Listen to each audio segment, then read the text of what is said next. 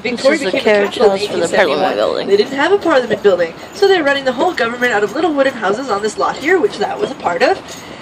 And one day, a governor fell asleep with a lit cigar in his mouth and he burned them all down. Doodle. Except, you know, that was the only wooden building to survive. These brick buildings did survive, but they're not wooden, so they don't get the same record as that one does. Now, this brick building here was the stables. The one further up there, that was the armory. So they had some trouble with pirates coming into the inner harbor, so they needed to put up an armory to stop them from stealing stuff. So the Conflict of Interest Commissioner has an office out here. Now, that is the guy that makes sure that none of the governors do any kind of sneaky business and work on projects that benefit themselves or their family members. You guys want one? Because I've noticed you don't have one. Yeah. Ask to see if they'll send you one.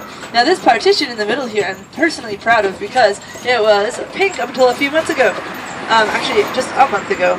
And it was ugly, ugly pink. And I kept being like, why is this ugly pink? Like, is that all the paint you had left over? I was like, at least paint it brick red. And they did. So slowly, I can make changes in the city. Right? Prettier than wooden houses. They held a contest, and people submitted their designs for the Parliament building, and they chose this design. And it happened to be by this guy named Francis Rattenbury. Now they got really excited about him because he was this renowned architect from Europe. He had so many designs under his belt, even though he was only 25. So they were very impressed. Come on, ladies. Wake up. Let's go.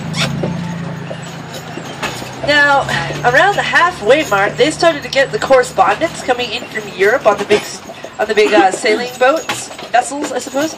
And they found out that Rattenbury had been lying about being an architect this entire time. He was actually just a talented artist.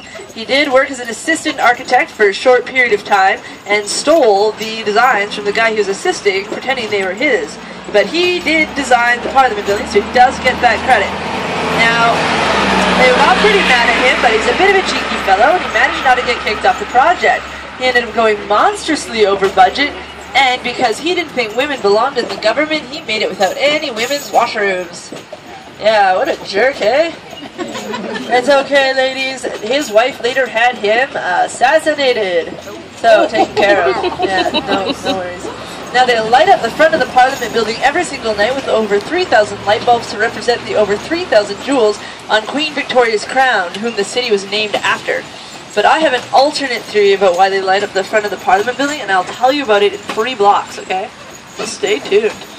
Now, over here on the left behind the fountain, those are all the coat of arms for all the provinces and territories of Canada. And then the front of the staircase there, what looks like a coffin, is in fact a time capsule.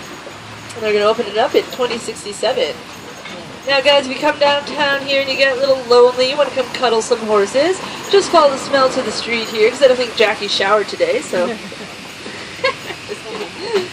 so you can come pet some horses if you want. So this is Jackie, and her horse here is Betty. And Betty is the harbor from us. It is open during the day though. So you can go check out what all the crafts people on the island are doing. Now here on the right hand side, that large totem pole was a gift during the Commonwealth Games from New Zealand. There's an exact replica in New Zealand. Apparently they face each other geographically, so that's kind of neat, hey? Alright, so over here on the left is the famous Empress Hotel. Now before it was built, the harbor stretched out way past it. And when the tide was low, this was a huge mud field.